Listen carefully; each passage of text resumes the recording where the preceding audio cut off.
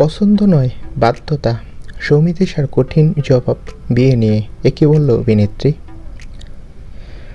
তোর বয়স তো হয়ে গেল, এবার একটা ভালো পাত্র দেখে বিয়ে করিস। এ কথাটা গত 1 বছর ধরে কতবার শুনেছে সৌমিত্রিষা, গুণে শেষ করতে পারবে না। কিন্তু তার উত্তর একটাই, আমি শ্বশুর বাড়ি গিয়ে থাকতে পারবো না। আমার মা বাবা আমার জীবনের একমাত্র ভরসা।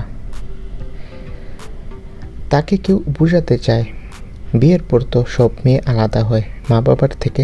সে বলে আমি সেই সব মেয়ের মধ্যে পড়ি না। একটা বউয়ের কথা সে লুকিয়ে রাখে না। মা একটা বাড়িতে থাকে, হাই প্রেশার। কিছু হয়ে গেলে আমি পাশে না থাকলে সে জানে এই বউয়ের কারো কাছেই খুব গ্রহণযোগ্য না।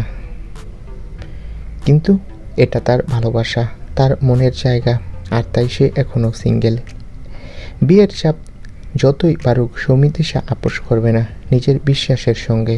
অভিনেত্রী বলেন, বিয়ে করলে এমন পাত্রকে করব যে আমার বাবা মায়ের সাথে থাকবে।